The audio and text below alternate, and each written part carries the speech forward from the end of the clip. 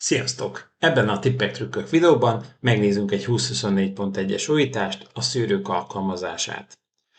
Hogy hol is vannak ezek a szűrők és hol találjuk meg is, hogy mire is jó, ezt a következő helyen láthatjuk. Van egy zöld jobbra mutató nyilacska, ahol ki tudunk nyitni egy kisebb fület. Itt egy szövegmezőbe be tudunk írni valamit. Ugye például ide be tudnánk írni az alkatrész nevét.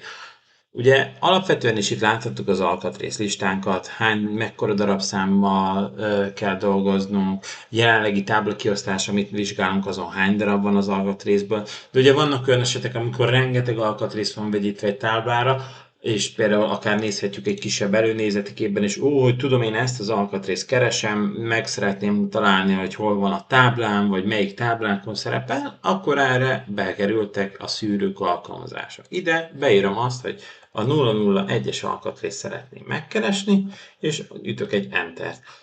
Jelenleg már meg is jelenítette számunkra, brutvázasra helyezte azokat az alkatrészeket, amelyeket nem keresünk mi, és jelenleg itt a 0,1-es alkatrészeket pedig pirossal kijelölte. Ha szeretném látni, hogy ők melyik táblákon is szerepelnek még, mert arra is van lehetőség, akkor itt fent egy következő ikonnal láthatjuk, hogy csak azokat a táblákat mutassa, ahol ez az egy típusú alkatrész szerepel. Jelen esetben ő csak ezen az egy táblán szerepel, úgyhogy most azt mondom, hogy törlöm ezt a szűrőt, és mondjuk keresek egy olyan alkatrészt, ami nagy eséllyel szerepel több táblán is, és meg is találtuk, legyen ő ez a hármas alkatrész, a front tray, ide beírjuk, hogy akár azt is, hogy tray, ki is listázta, nekünk nem muszáj azzal, amivel kezdődik, ez egy kereső mező. Nézzük, melyik táblákon szerepel, ki is listázza nekünk, hogy ezekről a táblákról van szó.